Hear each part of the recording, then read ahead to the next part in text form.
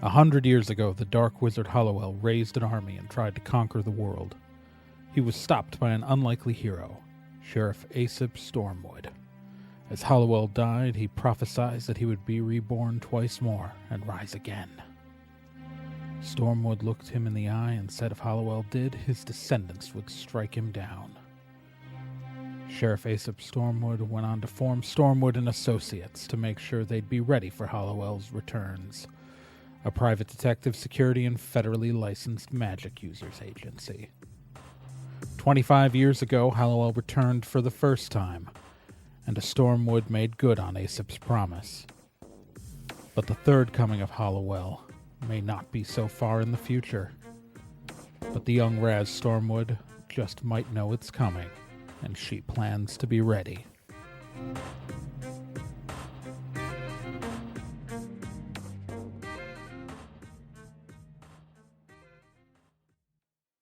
Our scene opens on the offices of Stormwood and Associates. It's gleaming glass and lacquered wood finished panels or whatever. It's giving nice eye lines throughout the place. There are technically a few more people working here than in the previous episode, most of whom are extras and will never be spoken to. But it's a standard day. Babbitt, the goblin, is moving into his new office. It's not that exciting. The rest of our heroes are milling about when out of the elevator leading to the offices, two people enter.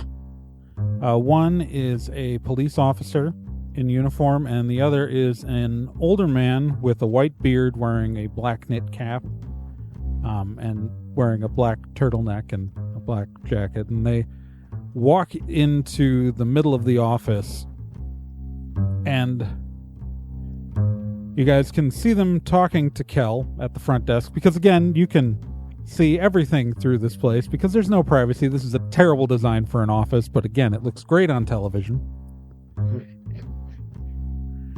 And after a few moments,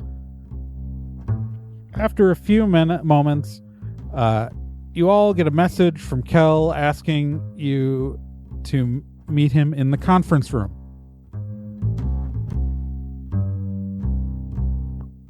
It's very exciting. All right, well, I head over there. I was trying to get some papers organized in my office, and I dropped most of them. And I end up getting a little bit delayed as I rearrange them. I scoot over there real quick. I head over nonchalantly because I was just leaning back in my office chair playing Match 3 games on my phone when the message came through.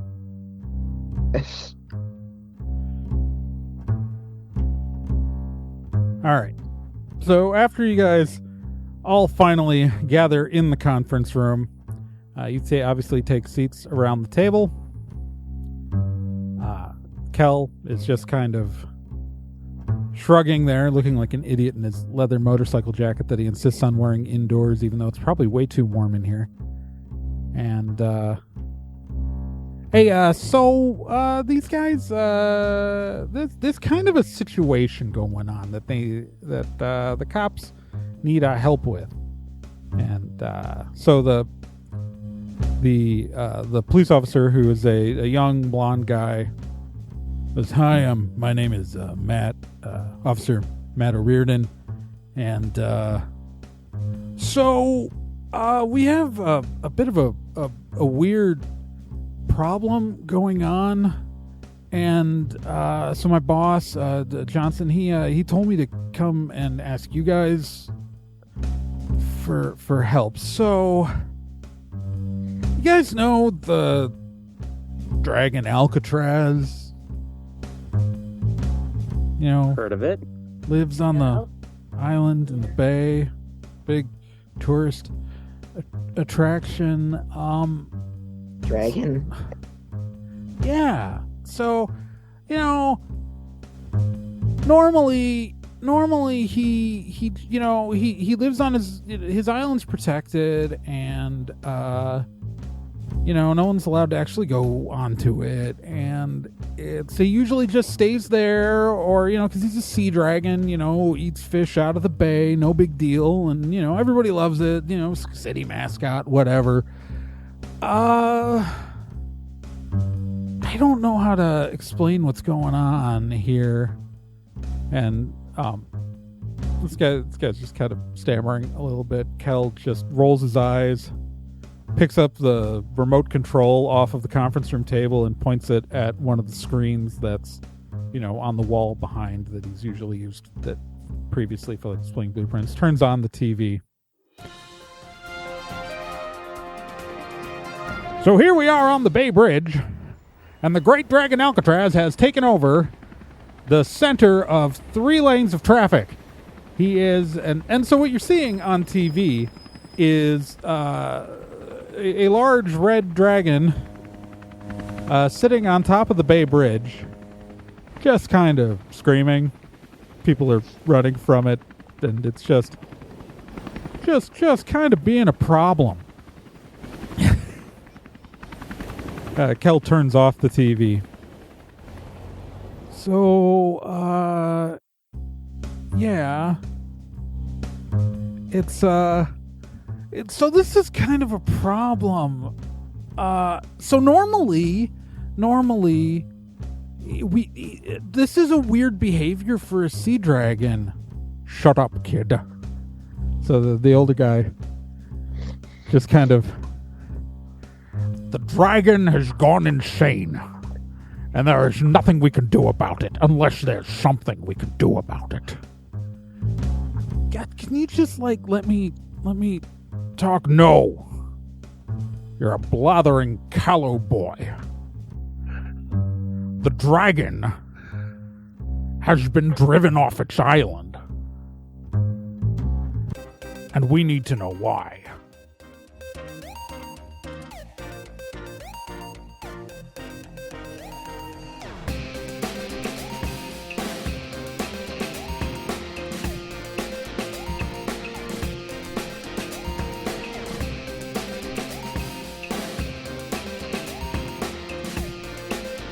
If there's a problem, they can solve it. If you need to find someone, they can do it. Stormwood and Associates is a detective, security, and federally licensed magic users agency.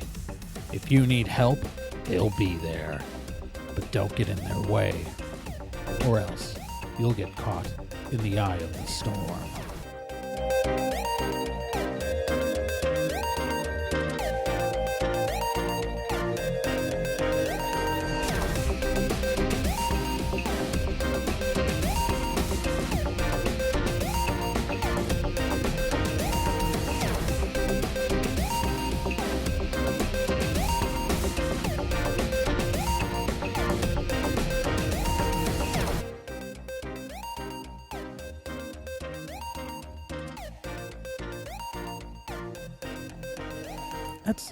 I was gonna get there.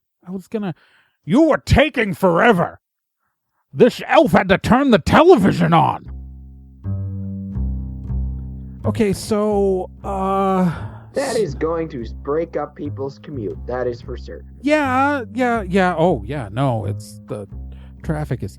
So, okay, so the problem is that the island, part of the protection on it is that... So we have to find out what's driven it off its island. Like, something's going on there. We've seen some lights on the island. We don't know what's happening. But, so, to get to the island, there's a magical barrier to prevent people from going.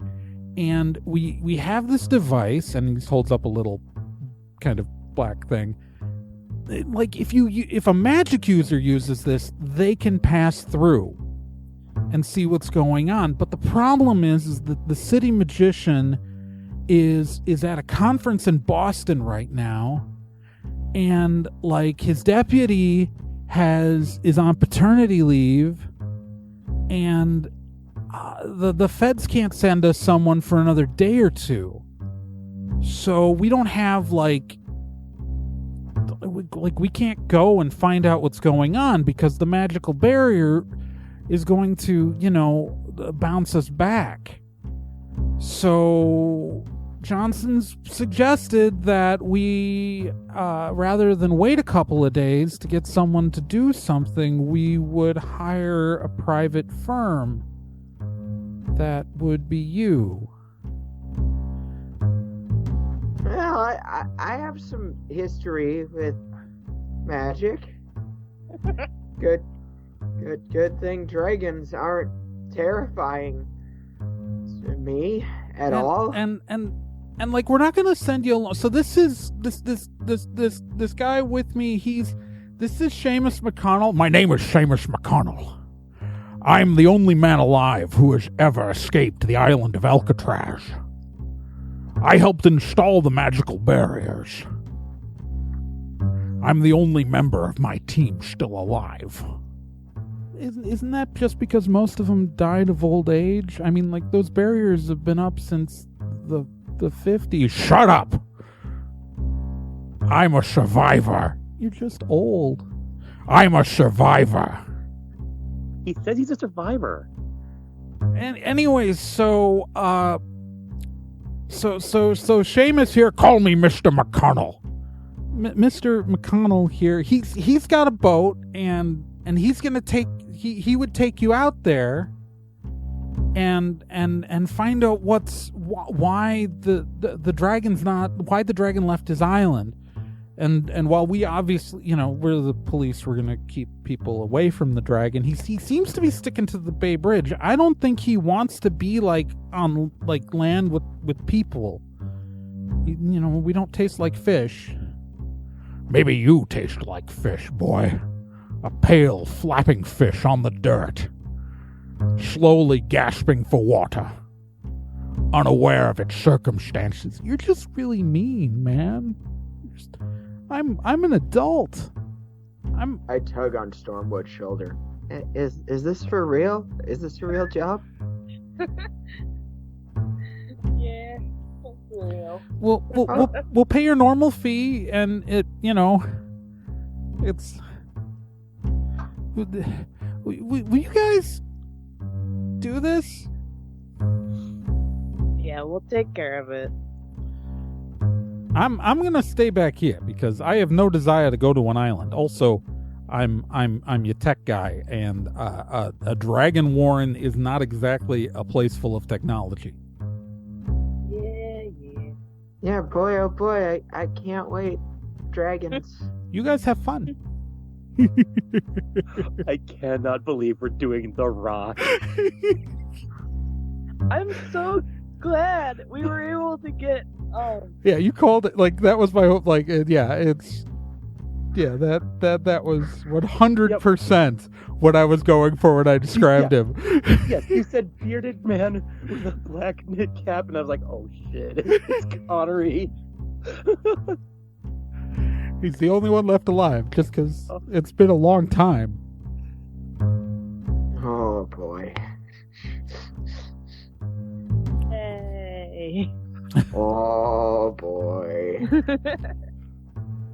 That was a fun opening. All right. So,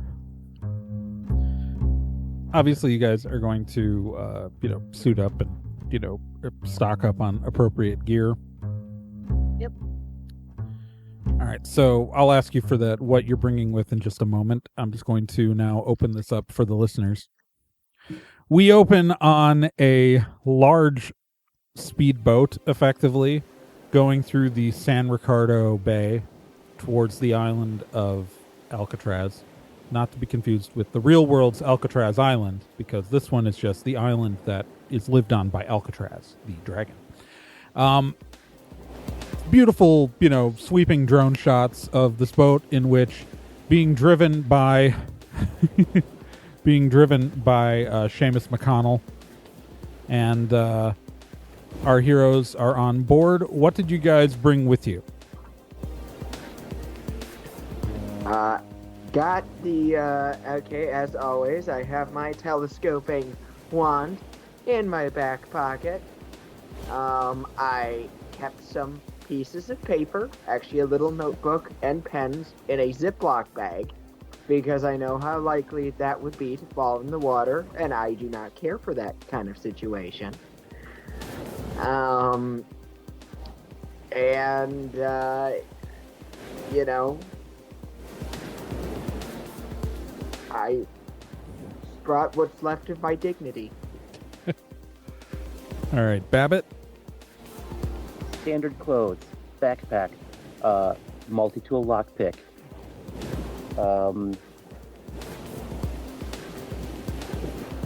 rope, grappling hook, carabiner, my phone, and a snorkel. All right. What does Stormwood have on her? The usual phone, cigs, keys, chapstick, mints, lighter. They just mostly need to know tactical information. Oh! Like, I mean, I'll probably have her put on her Fitbit so she can get her steps in. You have no idea how useful those mints could be fighting a dragon. well, the dragon's not on the Depends island. what kind of dragon? Oh, I know, the dragon's not on the island, but you never know. We're not going to look. So I'm just going to promise you, since I'm not done writing the rules for dragons yet, you're not going to fight the dragon. You're gonna fight the military guys who are gonna be launching VX gas. I know. I've seen the movie. I'm sure it's not that. It's not that. Yeah, I know.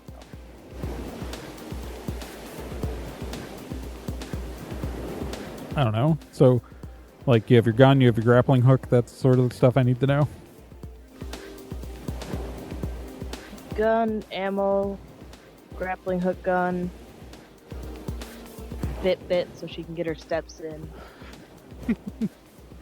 You know, essentials. All right. So we know what Stormwood has. We know what Bill has. We know what Babbitt has. We went through everybody, right? I'm not crazy. Okay, good. Yet. Could be both. All right. As you guys near the island, let's check to see what you notice. Roll me a d10.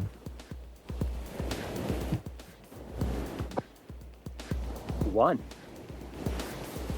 All right. 10. 10?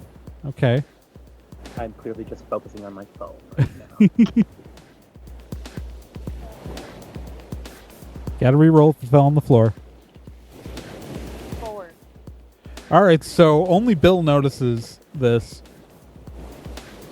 but it's pretty well camouflaged.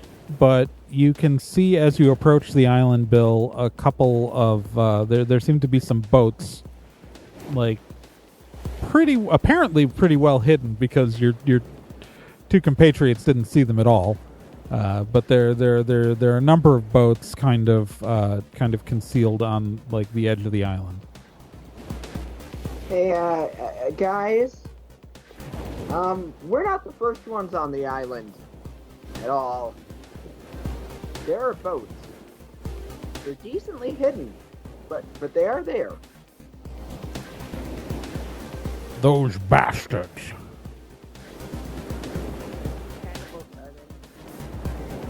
Yeah. Well hidden ones. So, Bill, they are a. It's mostly it's like large rafts, but with like motors. Okay, so they could hold quite a few. Yes, they can. You are now approaching the magical barrier. You have the box, though, Bill. Okay. So you're gonna want to use that little doodad there, boy. Okay. I've never used anything like this. You just press the bloody button. Oh, okay. I'm gonna press the button. All right. Presses the button. All right, you press the button. You feel magic surge through you, not enough where it would use one of your spells for the day, but it's clear that it's effectively being powered by you. You see kind of a light shimmer through the air as the boat passes through it. Now I'm going to drop you off on the island, but I'm going to stay away. So when you're ready to go, just signal me with your ridiculous little earbuds that elven fellow gave me. And I'll return to the island and get you off the rock. Oh, Thank you. Really glad. At least we got a ride. All right, so Bye. yeah, he drops you off on the shore and then rides back out. So he's still within the barrier, but yeah. You guys are standing on the shores of a rocky island. It is the water is cold. There is a kind of a pathway up, but for the most part, this is effectively a barren rock. And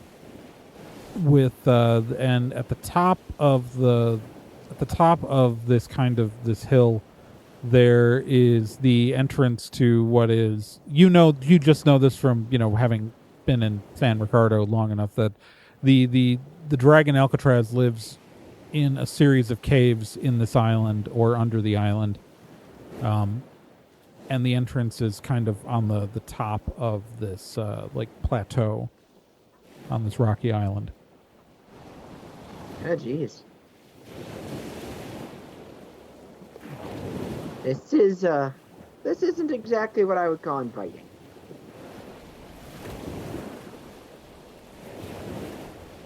I would. Let's snoop. Alright, let's look around. And What's she's the worst just that gonna could happen? go tramping all around the rocks and climbing on shit and just Are you enjoying outside. Are you gonna go up to the top of the island where the entrance to the caves is? Yeah, see the view from there at least. Okay. I want to stay a bit away from them, trying to stay undercover if I can. All right. Are you gonna try to hide? Yeah, sure. All right. So I'm following my boss, but I also had to bite my lip so I didn't scream because I saw a stink bug. all right. So you're gonna try to stay hidden as you ascend. Babbitt, roll me a d10. So I know what their score, what they have to beat is. 8. 8. Ooh, you hit well, boy.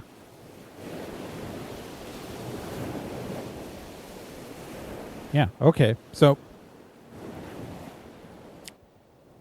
as the three of you kind of ascend to the upper level, as you get to the top of the rocks, Stormwood, you're going first, right? I'm sure as heck not. Yeah, I'm storming ahead. All right, Stormwood, roll me a d10. Maybe a 10. All right, so you spot, before anything happens, you see that once you get to the top, there are 4 guys kind of in black military gear and helmets. They are not facing you, but they are standing around the entrance to the caves.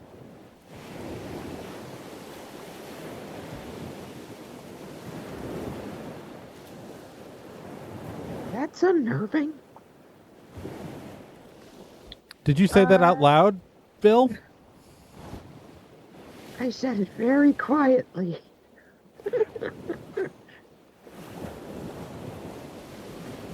But yes, very quietly. So the 4 guys, as Bill apparently comes up saying that's unnerving. Oof. They turn, and they now see you. Well, they don't see Babbitt, because they all failed their roll on his hide. But they now clearly see Stormwood, and they see Bill. So everybody roll initiative. Yeah. I stand by what I said.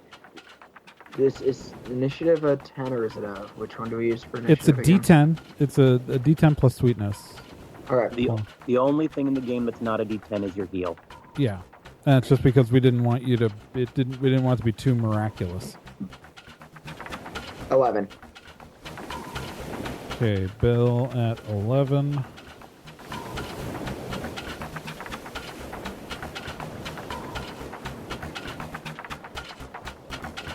Everybody else? 11. 13. What Stormwind has what? Again, I didn't hear you. 13. 13, okay. And you said 11, Babbitt? Yep.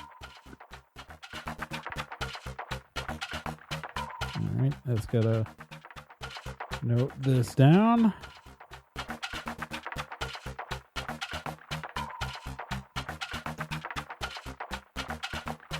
All right. And I just want... So I need to make sure I've got Bill and Babbitt in the right order. Bill, what's your sweetness? My sweetness is 4. And Babbitt, what's your sweetness? 5. Okay, so Babbitt will go first. Between those two. That way. Right now I got to roll initiative for these guys. That guy did not roll well. All right, and lastly... Well then, okay. Stormwood, what's your sweetness? 3. All right, you're going to go ahead of him just because he's fodder then. Because he's also got a 3 sweetness. All right. So, Stormwood, you are up first. So, as a private investigator, one thing that I always have on me is my badge, my investigation license badgy guy. I'm willing to accept that. So, I would like to basically I think she keeps it in her wallet. So I'm gonna have her grab her wallet, flash that badge really quickly. Okay. And say, I'm Stormwood. What are you doing here? Who are you? Try to intimidate some information out of them. So you're gonna do okay. So one of the guys is gonna shoot at you.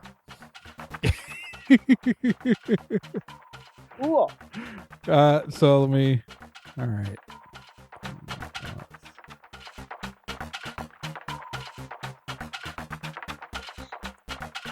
What's your sweetness plus your level? 5. All right. So he does. He misses you, but he takes a shot at you. Cool. So they don't like to talk. Babbitt, you're up. They don't know you're there yet, Babbitt. All right, I'm gonna sneak up to one of them and slit his throat. All right. So which one do you want to attack? They're kind of there are 2 that are closer to Nearest one to me that did not already attack. Okay. All right, thank you. All right, so roll me your attack of 1d10 plus your effective combat skill, which is going to be melee plus your level.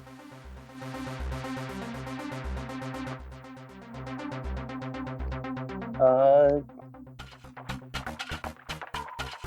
12. Okay, that hits. And so roll me your damage of 1d10 plus your combat skill.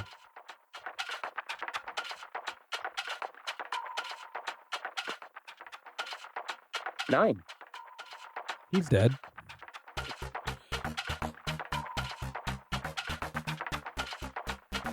All right, so you are now visible, but you've killed one of them, and so, but you're also, because you killed him with a melee weapon, you are right in the middle of three other guys. Sure am. Bill, you're up.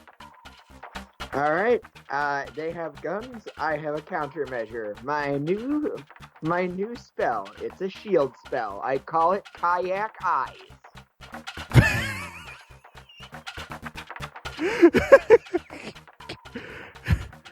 Is there a reference I'm not getting? It's like row eyes, but it's not as nice. I don't know what any of that means. It's just the phrase kayak eyes is funny. Okay, let's go with it. All right, I just have to remember how shield works. It improves your fitness by 3 for the length of combat. Okay. All right. So that guy's dead before he got to take his turn, but one of the other guys, because the other two guys, you're between, because Babbitt, you're between them, you're between Bill and Stormwood and them. They're just gonna shoot at you, Babbitt. So let's all right, so what's your sweetness plus level? My dodge is 7. 7? Well, they're going to hit you. Cool. And what's your fitness plus level? 4. And you are just such a badass that you just, take it. Yep, right in the shoulder. I'm fine. Yeah, it must have grazed you or something because there's a superficial wound, but you're just you could still go swim 3 miles if goblins can swim. Yeah, we can. All right. So that brings us to the other guy who is also going to take a shot at you because you're the closest guy to him. And what's your Babbitt? What's your sweetness plus level again? 7. Yeah, he's gonna hit you. And what's your fitness plus level again? 4. 4. Okay. You take 7 damage. He rolled a 10 on his damage roll. So you look like a total badass for a second. One guy shoots you, you're like, that's nothing. The other guy shoots you, and you're just really messed up. Yep. Okay. That tracks. We are back to Stormwood. I'm gonna shoot them back. All right, you're going to shoot the guy who shot you? Yes. That'll be a 9. 9? Yeah, you definitely hit the guy. All right, so roll me damage. So 1d10 plus your effective combat skill. So 1d10 plus your guns. 6, 7. 7? He's yeah, dead. I had it. I upgraded my gun. Yeah, because his fitness plus level is only 4. So yeah, he did. All right, so that brings us to Babbitt. You've got what? You can take 3 more damage? 3 more damage, and there's 2 more guys? Yeah. Okay.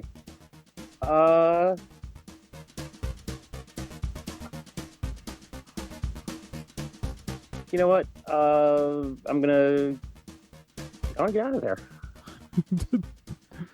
Okay. Bill, you're up. I scamper away. Okay, you're gonna run? All right, you run. Yep. Bill? All right. Gonna use an attack spell. Psychic Flamethrower. Okay. So that's gonna do explain your magic here. As always, I take out my telescoping wand. I point it at my target, those guys. Yeah. And I do a flick of the wrist to fire off my psychic flamethrower. All right, so it's a ranged attack. So your effective gun stat plus level plus 1d10. All right, so whatever I roll plus 3. 4. So you kill one of them, and the other guy's hurt. Haha. I mean, because the good news That is wasn't even a good spell. well, these guys, they're fodder, so they only get 3 hit points, and they don't get to soak any damage on the magic attacks. So the other guy is down 1, and that's going to be his turn, and so he's going to take a shot at Bill. And what's your sweetness plus level? My sweetness plus level, that would be 6. He misses. Back to Stormwood. He rolled terribly. I shoot that guy. All right, so roll your attack.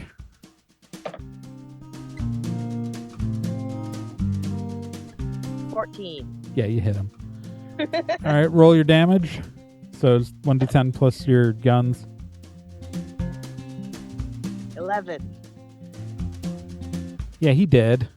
I mean, you only had to so 11 was so 11 minus his soak, which is his fitness plus level, which is only 4 total.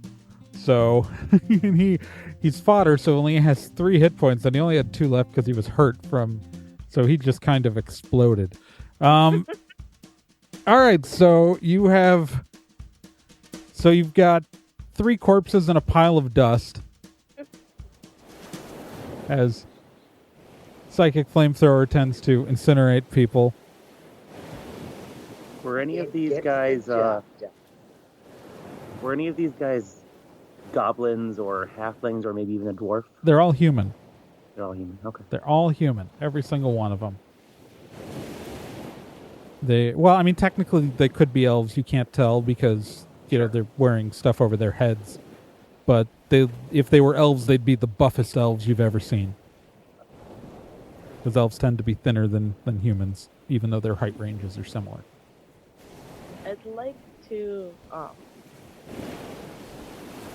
loot the corpses. I want to see if they have any kind of identification as to who they are. All right, so are you going to investigate them? Is that what you're saying? Totally investigate them? I will totally investigate them. All right, so you go through the pockets and the kind of they've got pants covered in pouches and stuff, and so you find basic things like guns. They've all got the 3 that are still existing have pistol sidearms besides the larger rifles they were shooting at you with. And you find things like flashlights. They all have radios. And they all have... only one of them had a wallet on him, and his name was Doug. His name was Doug Smith, and he lived in Hawkland. And he had $40 in his wallet, and a Visa gift card. That's about it. I'm gonna take a gun. Is there any extra ammo? Yeah, they've all got extra clips, so if you need to grab... Okay, I'll take an extra clip. Yep. I'll take an extra clip. Yeah. I think I'll take one of the rifles as well. Okay. And a flashlight. All right. Maybe I should also grab a flashlight. That seems like a good idea.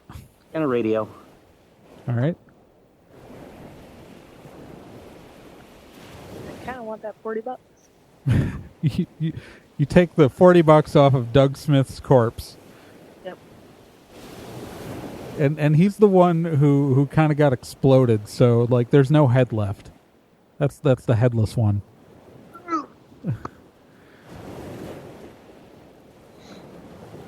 So it's but there's no on these guys there's no company cards or logos or anything like that. It's pretty clear that whoever these guys are working for doesn't want to be easily identified.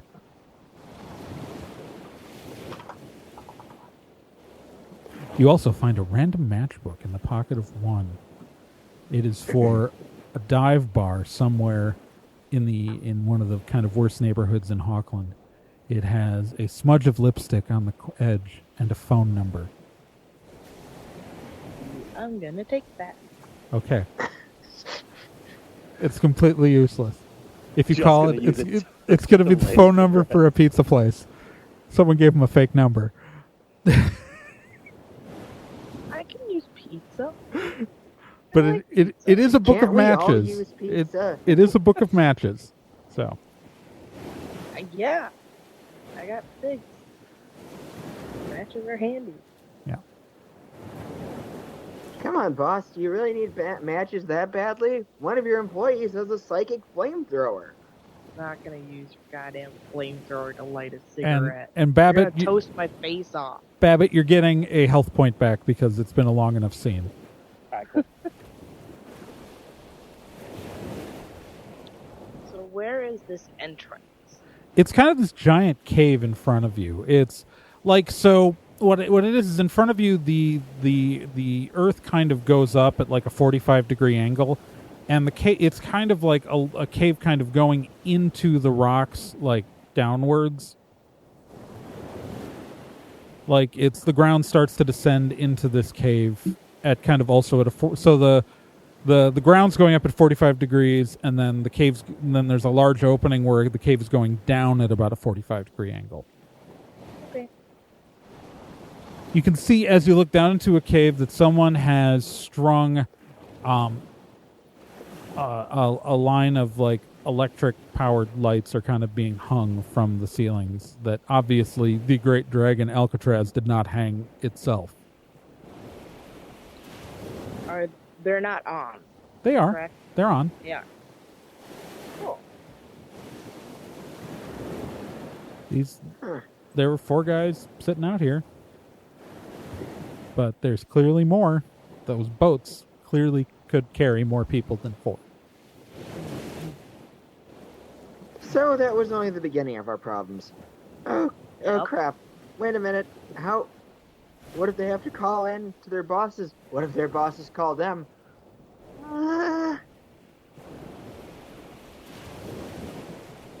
My moment of panic led to more murder and possibly a worse situation.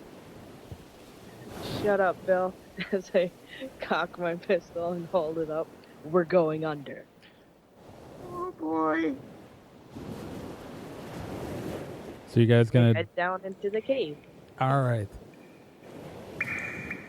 So you guys start to descend into this cave.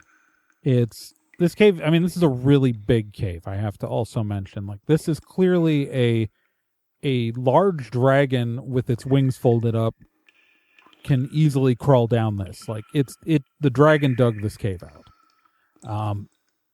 As you descend, it slowly starts to kind of turn a corner. Like this, like, yeah, it's like this is pretty big and pretty cavernous. As you begin to turn, it begins to slowly wrap around, and as you descend into the caves, you're kind of met with there's kind of a fork in the cavern system. As you're about probably, like, you've gone down about 100 feet. Like, you are probably under the bay at this point. Neat. Probably noticing some like fossilized corals on the walls. Yeah, a lot of fish skeletons, some dragon poop. So can we we're at the fork? Can Yeah. we just like see what's ahead on each fork? So the fork, this lighting system is kind of going down both ways. Like, there are lights hung both directions. But you don't know if that means there are people both ways, or if the guys who went down here just had to explore everything themselves first.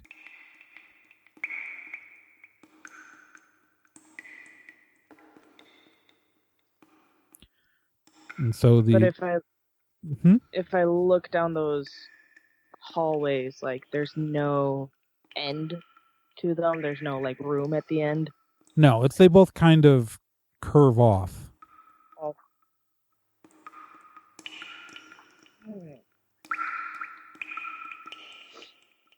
Flip a coin. I don't get what these guys would want with a dragon cave anyway.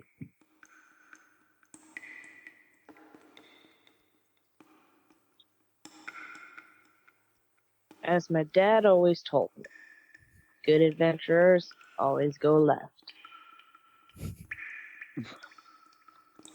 What a You weird must thing to drive say. He must have driven the people who design supermarkets crazy.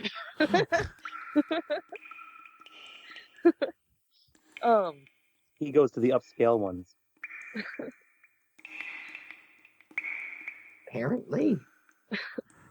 And then, guys, do you think we should leave like a marker here to track our path? You don't think we're gonna get lost down here, do you? Yeah, like, getting lost. I really don't want to get lost. At the same time, I also don't particularly want to telegraph to them that, hey, we're down here. Babbitt, you get another health point back, just to let you know. All right. Well, I mean, a simple mark on the wall. You said you've got a pen or pencil, right? Phil? I've got my keys. Yes. I can scrape into the rock. I have my pen with me.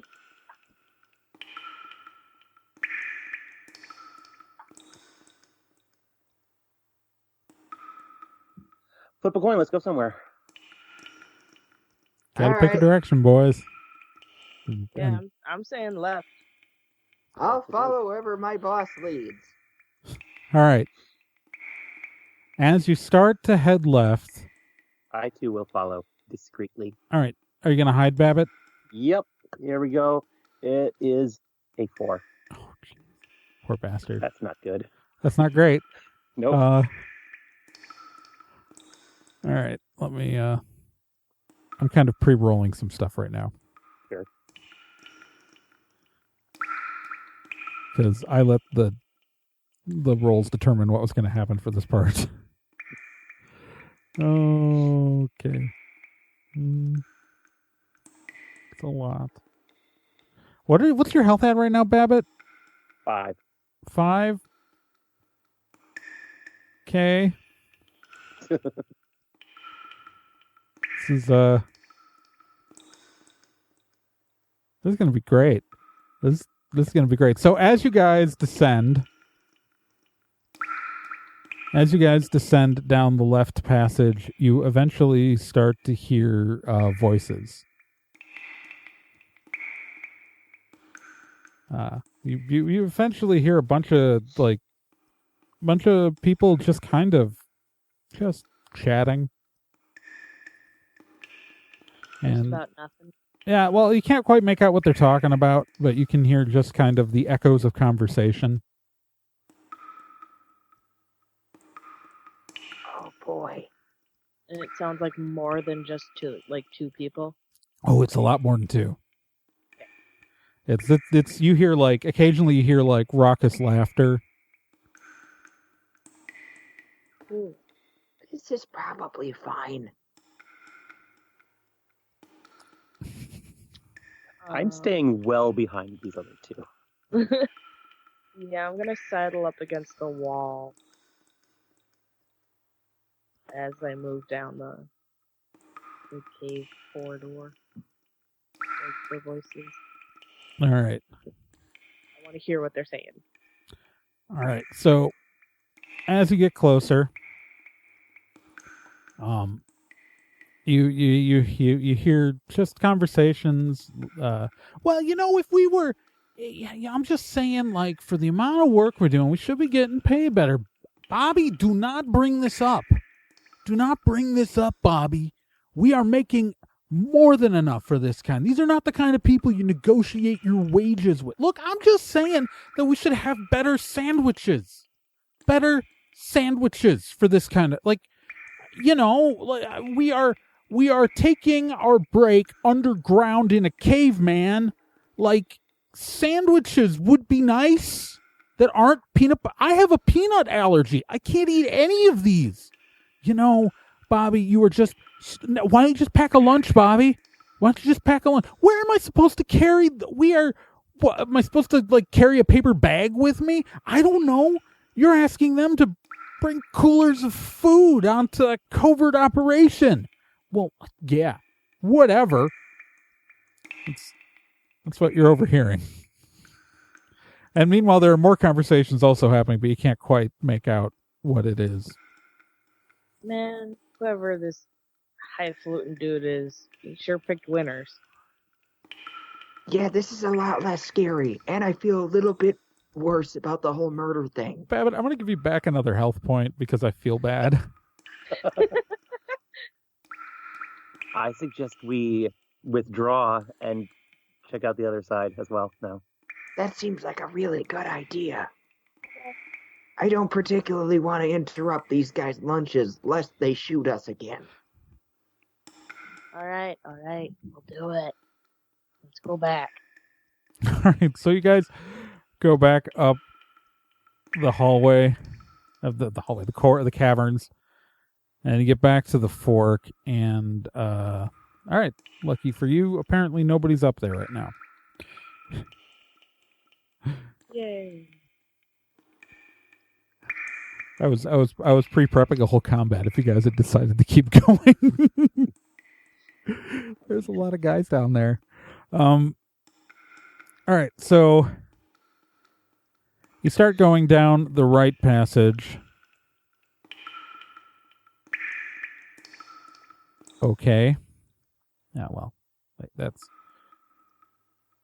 not great for you guys either. You guys are heading down this way, and you kind of hear something down the cavern. Just movement, rustling, noise.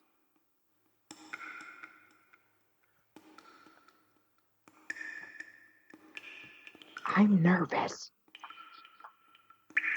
It's fine. Don't worry about it. Yeah, I guess we head towards it. Okay. So, what you also hear as you approach this way is the sound of a generator.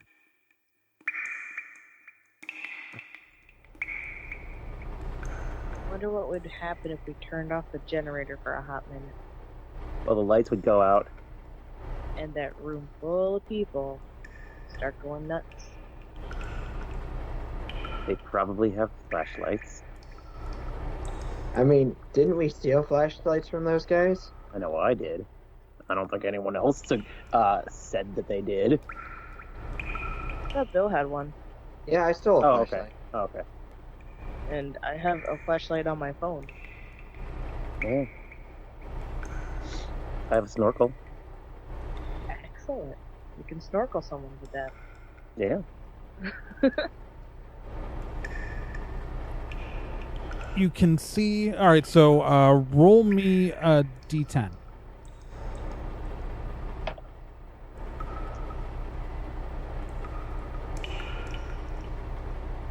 Eight. Wow, 1. 4. All right, so Babbitt's the only observant one. All you had to do was beat a 6.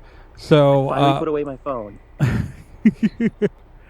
So Babbitt, you notice that also there's kind of some movement on the shadows up ahead, like as these tunnels are all kind of curving. So because they're made by a dragon, Sure. Who's just kind of burrowing its way under the ground. You can see though kind of like movements of shadows on the wall, so you know that there's something around like kind of the next curve.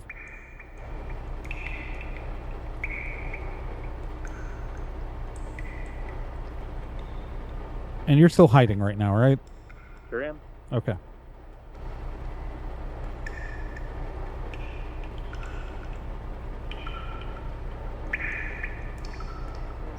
Relay this information.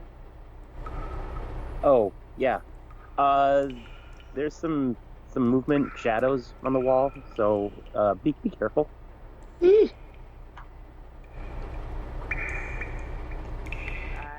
am doing I'm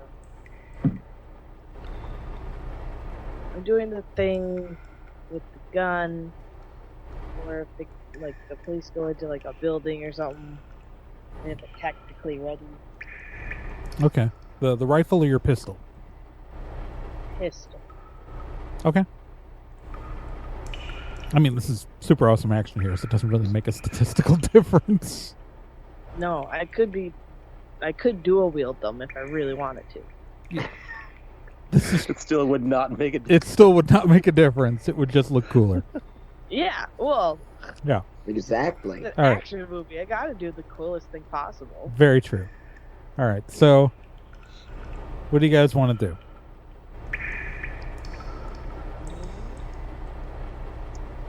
Not die. Yeah, well, it seems like there's less people this way, so I think moving forward this way is our best bet.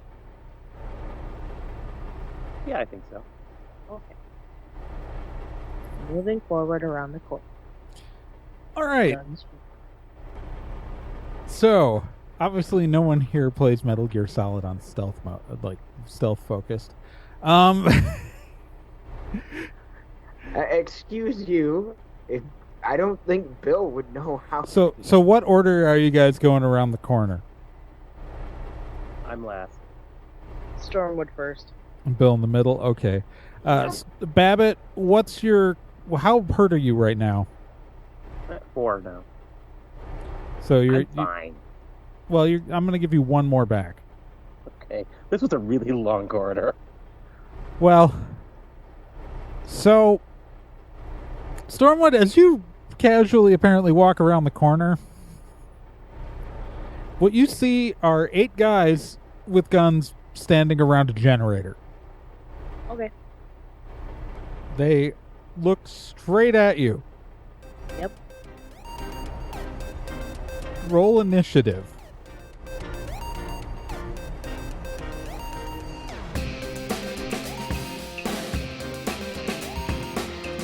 I'm Trey Dorn, and I was your game master this session. Our players were Gen Proc as Raz Stormwood, Kyle Johnson as Babbitt, and Nick Izumi as Bill. I also obviously played Kel.